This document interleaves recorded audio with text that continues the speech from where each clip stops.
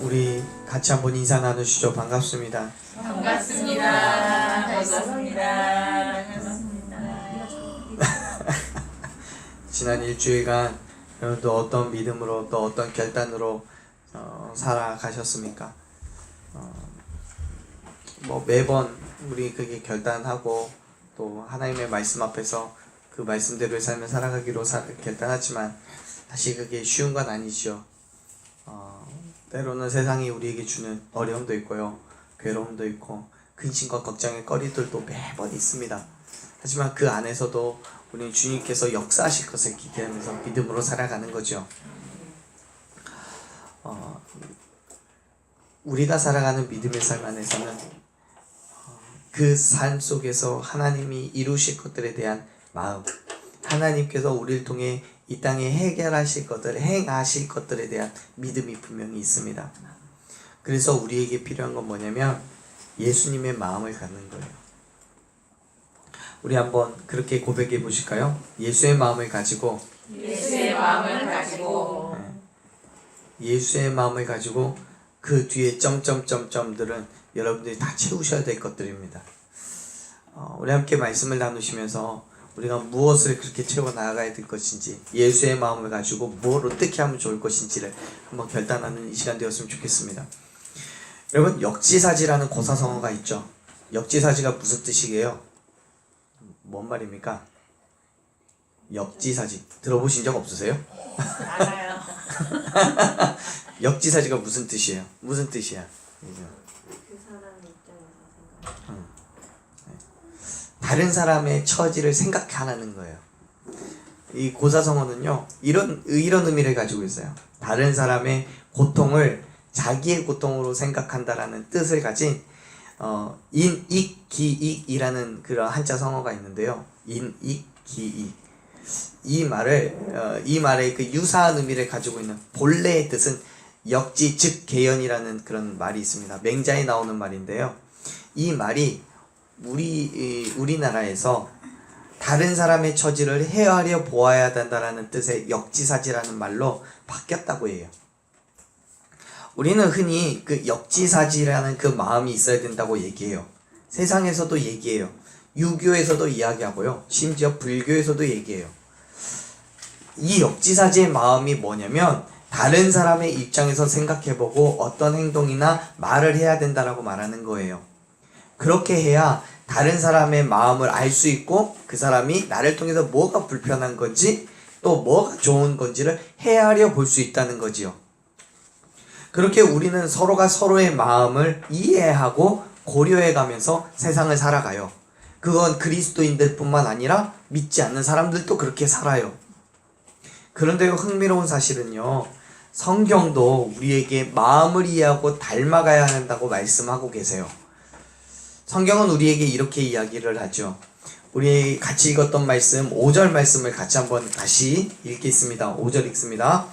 너희 안에 이 마음을 품으라 곧 그리스도 예수의 마음이니. 아멘. 사도 바울은 빌립보 교회 성도들에게 이 마음을 품으라고 권면해요. 근데 그 마음이 누구의 마음, 어떤 마음이에요? 5절 말씀을 의하면 예수의 마음이에요. 성도들이 품어야 하는 것, 빌립보 교회 성도들이 품어야 하는 그 마음이 예수의 마음이라고 얘기해요. 왜 바울 사도는 빌립보 교회에게 예수의 마음을 품으라고 권면하는 걸까요? 사실 당시의 빌립보 교회는요, 정말 사랑이 넘쳤어요. 뿐만 아니라 바울에게 선교헌금을 보낼 정도로의 헌신이 있었어요.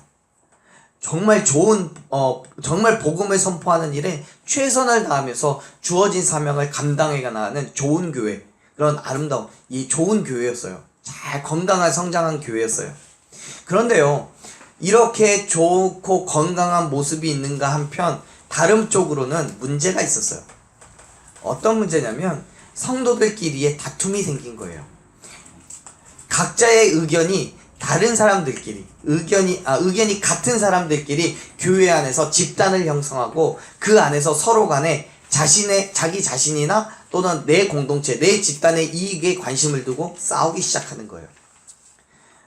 어쩌면 그런 모든 일들이 또한 교회를 잘 세워보겠다고, 하나님의 사역을 힘써보겠다고 나선 것인지도 몰라요. 예를 들면 이런 거예요. 어떤 사람은 해외 선교에 관심이 있어서 그 분야에 관심 있는 사람들끼리 모임을 가져요.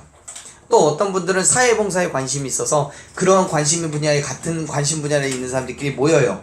어떤 사람은 찬양에 관심이 있어요. 그런 사람들끼리 모여요. 어떤 사람은 기도에 관심이 있어요. 그런 사람들끼리 모여요. 거기까진 괜찮아요. 문제는 이렇게 저렇게 각자가 관심 있어 하는 분야에 모인 그 각자의 공동체들이 자기의 목소리를 내기 시작한다는 거예요.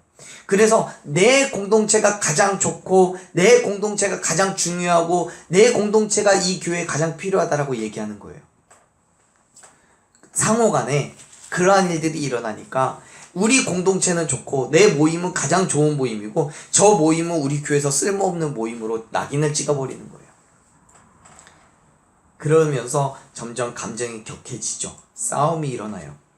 생각해보면요, 모든 공동체가, 모든 그런 모임들이 하나님의 교회를 위해서, 그의 나라와 그 의를 위해서 한결같이 필요한 것들인데, 오히려 그러한 모임들이 서로가 자기네들의 목소리를 내기 시작하면서 싸우기 시작하는 거예요. 그래서 사도 바울은 빌립보 교회를 향해서 뭐라고 얘기하냐면, 모든 모임들이 다 하나님의 영광을 위한 것이기 때문에 싸우지 말라고 얘기해요. 그러면서 이렇게 권면하죠. 우리 같이 읽지는 않았지만 1절 말씀, 2장 1절 말씀을 한번 같이 읽어볼게요. 읽습니다. 그러므로 그리스도 안에 무슨 권면이나 사랑의 무슨 위로나 성령의 무슨 교제나 긍휼이나 자비가 있거든. 이 말이 무슨 말이냐면, 교회 공동체 안에서 권면을 하든지 아니면 사랑의 위로의 교제를 하든지 어떤 자비를 행하는 모임이 있든지 어떤 것이 되었든지 그 모든 일들이 어디에서 이루어져야 된다고요? 그리스도 안에서 이루어져야 된다고요. 인간적인 생각이나 지식이나 혹은 경험에서 나오는 게 아니라 오직 예수 그리스도 안에서 그 모든 일들이 행해져야 된다라고 말하고 있는 거예요. 다시 말해서 해외 선교를 하든 사회 봉사를 하든 찬양을 하든 기도를 하든 뭘 하든지 그 모든 것들이 어디 안에서요? 예수 그리스도 안에서 행해져야 된다고요. 근데 여러분, 그게 지금 바울이 얘기하는 이것들이요, 당연한 거예요. 당연하죠. 뭘 하든지 내 자랑과 내 만족을 위한 게 아니잖아요. 각자의 공동체 안에서요, 각자의 모임 안에서 내가 내 잘남을 이야기하기 위해서 그 모임을 만든 게 아니잖아요. 그 모임 하나하나가 전부 다 하나님의 영광을 위해서, 정말 온전한 교회를 위해서 세워진 모임들이었던 거예요. 그런데요, 왜 그런 일들 속에서 각자의 공동체들 간에 그런 갈등이 생기냐고요. 왜 집단을 형성하고 내 모임이 가장 좋은 모임이라고 주장하느냐고요. 그건요, 그리스도 예수 안에서 행하는 것이지만 같은 마음을 품고 있지 않기 때문에 그런 거예요. 2절에서 이렇게 설명해요. 2절 말씀 같이 읽어볼까요? 마음에 갇혀요. 같은 사랑을 가지고 뜻을 합하여 한 마음을 품고. 뭘 하든지 같은 마음이 있어야 돼요. 뭘 하든지 한 마음이 있어야 되는 거죠. 한 사랑을 품어야 되는 거예요. 하나의 예수 그리스도만 바라보고 나아가는 그 모임, 각자의 모임 가운데 왜 갈등이 있고 왜 싸움이 있냐는 거예요. 사랑하는 여러분, 그리스도인의 모든 행함에는요, 그 마음에는요, 동일한 마음이 있어야 함을 믿으시길 바랍니다. 같은 마음이요. 그 마음은 3절에서 말씀하신 것처럼 같이 다투는 게 아니라, 내 허영을 위한 것이 아니라 겸손한 마음으로 나보다 남을 낮게 여기는 마음, 그 마음이 있어야 된다는 거예요. 그게 바로 그리스도인이 가져야 될 역지사지의 마음인 거예요. 그 마음이 어디에 있는 마음이냐면 예수님 안에 있는 마음이에요. 결국 우리가 함께 읽은 5절의 말씀에서 빌립보 교회 성도들에게 품으라고 권면하는 그 말씀은 그리스도 예수의 마음, 어떤 행함 가운데서도 다투지 않고 겸손한 마음으로 섬기고 헌신할 수 있는 마음이요, 그 마음을 얘기하는 거예요. 사랑하는 여러분, 저와 여러분에게 그러한 그리스도 예수의 마음이 있기를 간절히 축원합니다. 다투지 않고 겸손하게 나를 낮추고 서로를 이해하고 세워줄 수 있는 그런 마음을 가진 저와 여러분이 되기를 간절히 축원합니다. 그런데요 여러분, 사도 바울은 이미 예수님께서 우리에게 그러한 마음으로 행하셨다는 것을 가르쳐줘요. 그냥 그러한 마음을 가지라고만 하고 이야기 끝내버리는 게 아니라 그 마음이 도대체 어떤 마음인지, 예수님께서 어떤 마음으로 그러한 일들을 행하셨는지를 얘기해 주시는 거예요. 보세요. 6절 말씀 같이 읽죠. 그는 근본 하나님의 본체시나 하나님과 동등됨을 취할 것으로 여기지 아니하시고. 아멘. 바울 사도는 예수님께서 하나님의 본체시라고 선언해요. 본체가 뭐예요? 본체, 여기서 얘기하는 하나님의 본체, 하나님의 본체라는 말이 무슨 뜻이에요? 바로 하나님 자신이라는 거예요. 하나님과 예수님이 따로따로가 아니라, 분리된 상태가 아니라 하나님께 속해 있는 하나님의 본질을 예수님이 소유하고 있다는 거예요. 곧 예수님은 하나님이라는 거죠. 예수님의 정체가 바로 하나님이라는 거예요. 그래요. 예수님은 천지를 창조하시고 다스리시고 주관하시는 바로 그 하나님, 그분이심을 믿으시길 바랍니다. 사랑하는 여러분, 예수님이 하나님이세요. 하나님 자체예요. 그래서 요한복음 1장 2절에서도 그렇게 얘기하잖아요. 그가 태초에 하나님과 함께 계셨다고요. 그러한 예수님께서 육신을 입고 이 땅에 오실 때에는 바로 하나님으로서 하늘에 계실 때 누릴 수 있는 그 모든 권세와 자격을, 그 하늘의 보좌를 다 버리신 거예요. 포기하신 거예요. 그러한 상황을 바울 사도는 하나님과 동등됨을 취할 것으로 여기지 않으셨다고 표현하고 있는 거예요. 다시 말해서 하나님께서 가지고 계시는 신적인 권능, 즉 시간과 공간을 초월하고 하나님의 영광을 함께 누릴 수 있는 그 자리, 하늘의 보좌를 포기하시고 인간과 공간 그리고 생명까지도 제한을 받는 인간의 몸으로 이 땅에 오셨음을 믿으시길 바랍니다. 그게 무슨 뜻이에요? 하나님과 같지 않다는 거예요. 동등되지 않다는 거예요. 하나님과 같은 위치에 계시지만 예수님이 곧 하나님이시잖아요. 그래서 하나님과 같은 위치에 계시지만 하나님의 자리, 하나님의 권리, 하나님이 가지고 계시는 그 능력을 추구하지 않을 뿐만 아니라 스스로 높임을 받지도 않으신다는 거죠. 하나님과 동등한 예수님이시지만 그 동등한 위치를 포기하셨다고요. 왜요? 저와 여러분을 구원하시기 위해서요. 사랑하는 여러분, 예수님의 마음을 품는다는 것은 예수님과 같은 행함을 갖는다는 거예요. 그거는 곧 예수 그리스도의 복음을 전하기 위해서 우리가 당연히 가져야 할 것들을 포기해야 된다는 것을 의미하는 거예요. 마치 예수님께서 저와 여러분을 구원하시기 위해서 하늘의 영광과 그 권세를 포기하셨던 것처럼요. 사랑하는 여러분, 여러분은 하나님의 나라와 그의 의를 위해서 무엇을 포기하고 계십니까? 무엇을 내려놓고 계시냐고요. 혹시 지금 제가 이렇게 이야기하는 그 순간에 우리의 머리를 확 스치고 지나가는 그 한 가지가 있다면 정말 그것을 포기하실 수 있으십니까? 바울 사도는요, 우리 같은 성경 빌립보서 3장 8절에서 9절까지 해서 예수 그리스도를 얻기 위해서 자신의 모든 것을 잊어버리고 배설물과 같이 여겼다고 고백합니다. 저와 여러분 또한 예수 그리스도를 얻고 그 마음을 내 안에 품기 위해서 우리의 모든 것들을 포기할 수 있어야 돼요. 내 자랑, 내 만족, 내 자아와 같은 것들을 예수 그리스도의 복음을 위해서 기꺼이 포기할 수 있는 그 믿음이, 또한 그러한 결단이 저와 여러분에게 있기를 간절히 축원합니다. 그리스도인인 거예요. 예수님께서 우리에게 보여주신 모습인 거예요. 사랑하는 여러분, 정말 예수님께서 하늘의 보좌를 포기하고 이 땅에 우리를 위해서 오신 것처럼 우리가 정말 하나님의 마음을, 예수님의 마음을 품는다면, 예수님과 동일한 마음을 갖기를 소망하신다면 하늘의 보좌와도 같은 우리의 것을 포기할 수 있는 저와 여러분이 되기를 간절히 소망합니다. 우리에게 가장 중요하고 가장 소중하고 정말 버릴 수 없는 그것을 포기하고 정말 예수 그리스도의 복음을 위해서 한 걸음 한 걸음 나아가는 저와 여러분이 되기를 간절히 소망합니다. 그게 그리스도인인 거예요. 예수님께서 우리에게 보여주신 모습은요, 거기에서 끝나지 않아요. 우리를 위해서 모든 것을 포기한 것으로 끝나지 않고 오히려 더 어렵고 고통스러운 자리로 나아가세요. 예수님께서 하늘에서 하나님과 함께 계셨던 때와 동일한 모습으로 이 땅에 오신 게 아니에요. 하나님과 동등됨을 포기하셨다고 해서 왕의 자리를 포기하고 평민으로 온 게 아니에요. 바울 사도는 예수님께서 모든 이들의 종으로 오셨다고 기록하고 있죠. 같이 읽어보죠. 7절 말씀 같이 읽습니다. 오히려 자기를 비워 종의 형체를 가지사 사람들과 같이 되셨고. 아멘. 바울은 여기서 오히려라는 단어를 사용해요. 뭐냐면 예수님께서 하나님과 동등됨을 취하지 않으셨을 뿐만 아니라 보다 적극적으로 자기의 자신을 비워내셨다라고 선언하는 거예요. 그 말씀은 예수님께서 당연히 가지고 계시는, 즉 동등됨을 취하지 않으셨을 뿐이지 여전히 가지고 계시는 하나님의 권능을 포기하셨다는 거예요.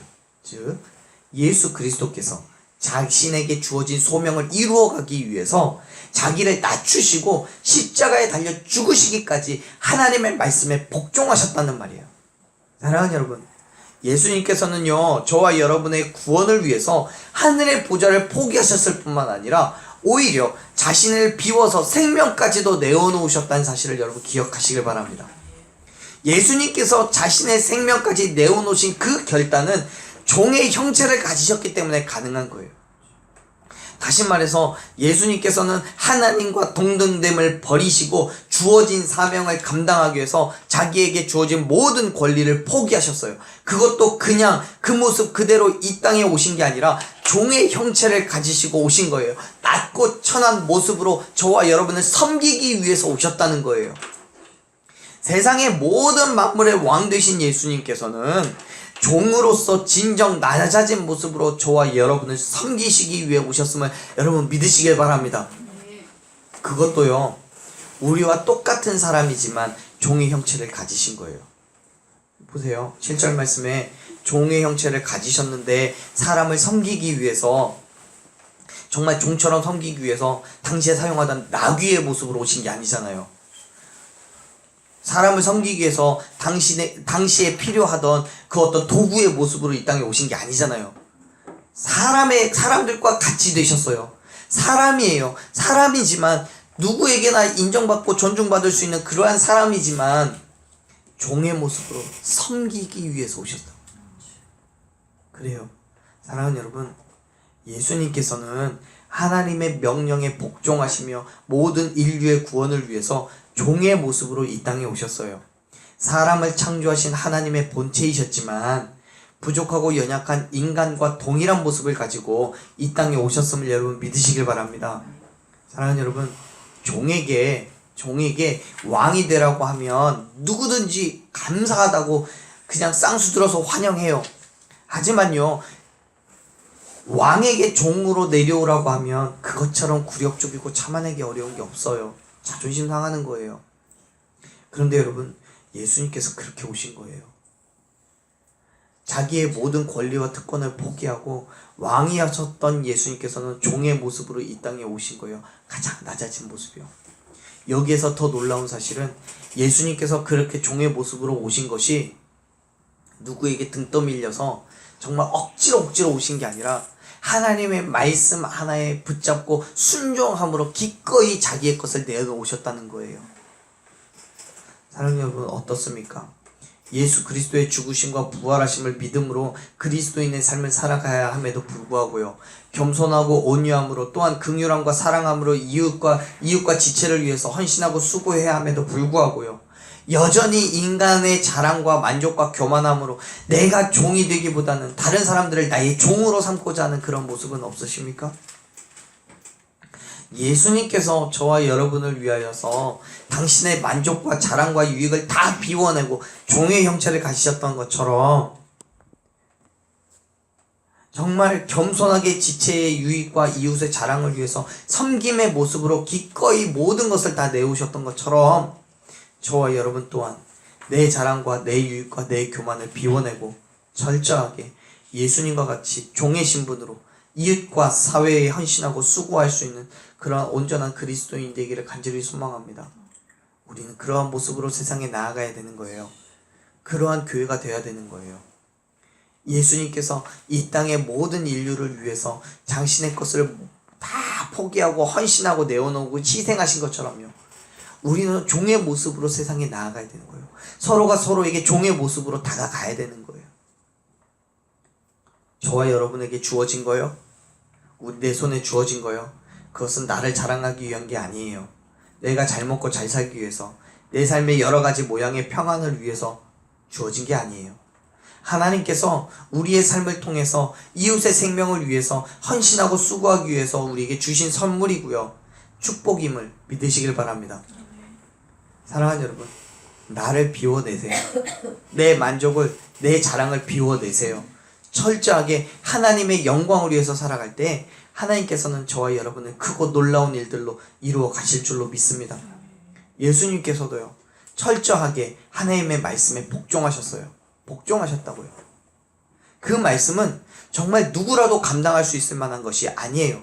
너무나 쉽게 하나 말씀대로의 삶을 결단하고 어디 여행을 떠나듯이 하늘에서부터 이 땅으로 내려오신 게 아니에요. 왜냐하면 하나님께서 주신 예수님께 주신 하나님의 명령은 너무나도 고통스럽고 두렵고 괴로운 명령이었기 때문에 그래요. 그 명령은 자신의 생명까지도 내어놓아야 하는 그런 명령이기 때문에 그래요. 말씀에 이야기하잖아요. 8절 말씀에 뭐라고 해요? 같이 한번 읽어볼까요? 사람의 모양으로 나타나사 자기를 낮추시고 죽기까지 복종하셨으니 곧 십자가에 죽으심이라. 아멘. 지금 8절에서 바울이 말씀하고 있는 거는요, 예수님께서 하신 그 복종은 자기를 낮추시고 죽기까지 복종한, 그러니까 죽을 수도 있는 그런 복종이 아니라 진짜 죽은 거예요. 진짜로 죽음 당하신 거예요.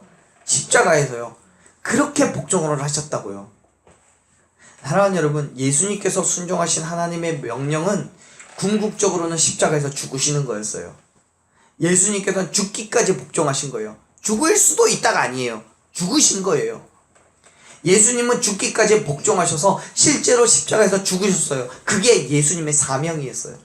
사랑하는 여러분, 저와 여러분이, 그리고 우리 더 바른 교회가 세상에 하나님의 발음을 드러내는 것은요, 결코 쉬운 게 아니에요. 아니, 그리스도의 삶을 살아가는 것 자체가 쉬운 게 아니에요.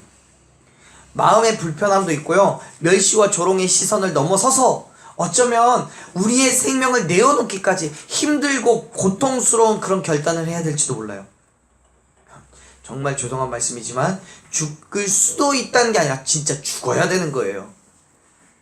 예수 그리스도의 복음을 위해서 나의 만족과 자랑과 유익 같은 걸 다 포기하고 내려놓아야 된다는 것이 너무나 싫고 괴로워요. 세상에서 나도 잘 살아봐야 되잖아요. 어차피 한번 사는 인생인데 남들처럼 떵떵거리고도 살아보고 그렇게 명예와 권력을 짊어지고 정말 유유적적하게 그렇게 살아봐야 되잖아요. 그런데요, 그게 안 되는 거예요. 왜요? 그리스도인이니까요. 그러한 결단으로 살아가는 우리를 세상은 실패자와 같이도 볼 수도 있어요. 그럼에도 불구하고 저와 여러분이 예수 그리스도의 마음을 품는다면 세상의 온전한 그리스도인으로 그 모든 괴로움과 아픔과 고통을 견디면서까지 하나님의 말씀 앞에 순종하는 저와 여러분 되기를 간절히 축원합니다. 어떻게까지요? 죽기까지요. 사실 그 모든 일들이 예수 그리스도의 죽으심과 부활하심을 믿음으로 행하는 그 모든 일들이 단순하게 우리의 희생과 수고와 헌신만을 강요하는 거라면 좀 진짜 억울할 거예요. 억울하죠. 나도 잘 살아보고 싶은데 뭐 인생을 2번 3번 살게 해주신다면 한 번쯤은 그렇게 살 수도 있을 텐데, 이건 뭐 한 번밖에 없는 인생을 하나님이 허락해 주셔놓고 내 마음대로 살지도 못하고 하나님 말씀대로만 살으라고 하면 얼마나 억울해요. 인간적인 생각으로는요. 만일 정말 그렇다면 우리의 생명이 다하는 그날까지 헌신하고 희생하고 수고만 하다가 정말 삐쩍 말라서 죽을지도 몰라요. 그런데 성경은요, 우리에게 말씀의 목숨까지도 내어놓는 그 순종을 할 때 주어지는 대가가 있다고 말씀하세요. 대가가 있다고요. 그 대가를 한번 보죠. 9절에서부터 10절까지 말씀이에요. 같이 읽습니다. 이러므로 하나님이 그를 지극히 높여 모든 이름 위에 뛰어난 이름을 주사 하늘에 있는 자들과 땅에 있는 자들과 땅 아래에 있는 자들로 모든 무릎을 예수의 이름 위에 꿇게 하시고, 11절도 읽습니다. 모든 입으로 예수 그리스도를 주라 하나님 아버지께 영광을 돌리게 하셨느니라. 아멘. 하나님께서는 예수 그리스도의 헌신과 수고, 그리고 더 나아가서 십자가에서 죽으심으로 하나님의 명령을 지켜 행하신 이후에 예수님으로부터 크고 놀라운 것들을 축복하셔서 이루어 가시게 하시는 거예요. 그 말 바울 사도는 9절에서 뭐라고 얘기해요?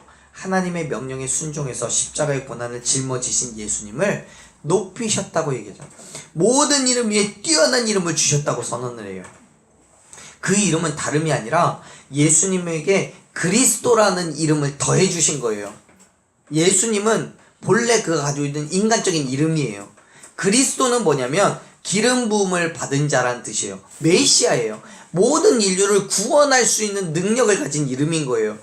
다시 말해서 지금 이름 위에 뛰어난 이름을 주셨다는 건 예수님이라는 이름 위에 뛰어난 이름, 그리스도라는 이름을 더해 주셨다는 거예요. 그 이름을 믿는 모든 자들에게 하나님의 자녀가 되는 권세를 주시겠다고 말씀하신 것과 같은 거예요. 그뿐만 아니라 세상의 모든 만물들이 예수 그리스도의 그 이름 앞에 무릎을 꿇고 굴복하게 될 거라고 말씀하잖아요. 그 일들을 통해서 하나님께서는 영광 받으실 거라고요. 사랑하는 여러분, 예수님께서는 하나님의 명령을 따라 순종함으로 하늘의 보좌를 버리시고 종의 몸으로 이 땅에 오셨어요. 본래 예수님께서 가지고 계셨던 그 이름을 버리신 거예요. 하나님이라는 이름을 버리셨어요.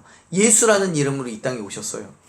그리고 하나님의 말씀에 온전히 복종하신 이후에, 정말 십자가에서 죽으시고 부활하신 이후에 하나님께서는 다시 그 이름을, 그 지위를, 메시아, 구원자의 이름을 그에게 회복시켜 주신 줄로 믿으시길 바랍니다. 여전히 우리도 마찬가지예요. 우리가 예수님을 몰랐을 때에는 죄인의 신분이었어요. 정말 죽을 수밖에 없는 죄인이에요. 그렇지만 이제 예수 그리스도의 죽으심과 부활하심을 믿음으로 말미암아 하나님의 자녀가 되는 권세를 우리에게 회복시켜 주신 줄로 믿으시길 바랍니다. 본래 우리는 하나님의 자녀였어요. 본래 우리는 하나님의 자녀였지만 죄를 지음으로 인해서 그 자녀된 자격이 박탈당한 거예요. 그런데 예수 그리스도의 죽으심과 부활하심을 믿음으로 말미암아 그 자격이 회복된 거예요. 이름 위에 뛰어난 이름을 우리에게 허락하신 거죠.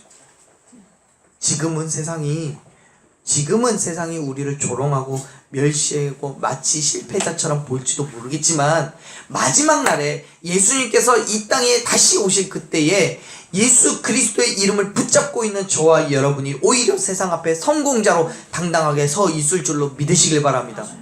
그 믿음의 자리에 있는 분들이 저와 여러분인 거예요.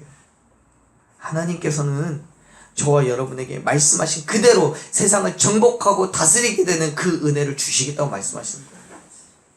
뿐만 아니라 그 일로 인해서 저와 여러분을 통해 온 땅과 만물들이 하나님께 영광 돌리게 됨을 믿으시길 바라요.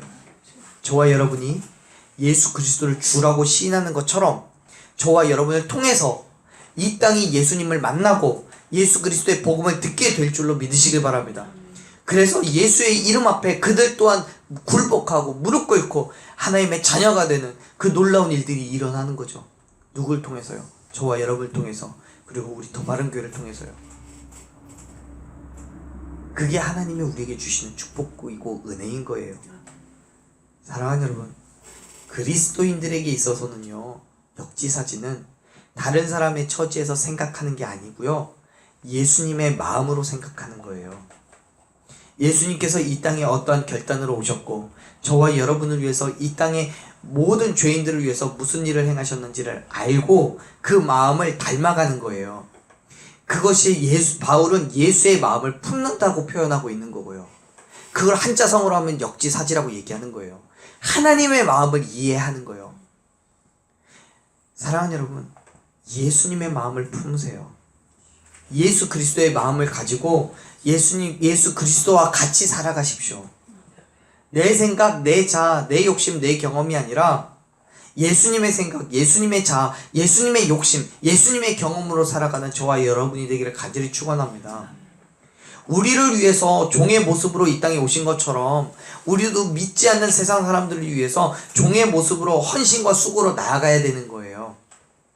예수 그리스도를 위해서 인간의 모든 죄된 모습들을 다 비워내고 오직 주님만을 드러내야 되는 거예요. 그게 예수의 마음을 가진 사람들이에요. 진정한 그리스도인인 거예요. 물론 그 길에 고통이 있어요. 두려움도 있고요. 아픔과 괴로움도 있어요. 예수님께서 지셨던 그 십자가가 저와 여러분에게도 주어질 거예요. 그럼에도 불구하고요. 예수님은 말씀하시잖아요. 너희 십자가를 지고 나를 따르라고요. 우리에게 십자가가 분명하게 지어지겠지만 그 십자가를 참아내고 견디어야 되는 거예요. 사랑하는 여러분, 견뎌내세요. 참아내세요. 하나님의 위로하심을 기대하십시오. 반드시 하나님께서는 저와 여러분을 통해서 온 땅에 예수 그리스도를 주라 시인하게 하시며 하나님 아버지께 영광을 돌리게 하실 줄로 믿으시길 바랍니다. 그 모든 일들이 우리가 예수의 마음을 품을 때에 주어지는 일들인 거예요. 사랑하는 여러분, 예수의 마음을 가지세요. 예수의 마음을 품으세요. 예수님이라면 어떻게 하실까를 생각하면서 날마다 예수님과 같은 헌신과 수고로 이 땅 가운데에 예수 그리스도의 죽으심과 부활하심을 선포하는 저와 여러분 되기를 간절히 축원합니다. 오늘 저와 여러분의 그러한 결단이 정말 하나님께서 주시는 그 놀라우신 은혜와 축복을 경험하게 해 주실 줄로 믿습니다.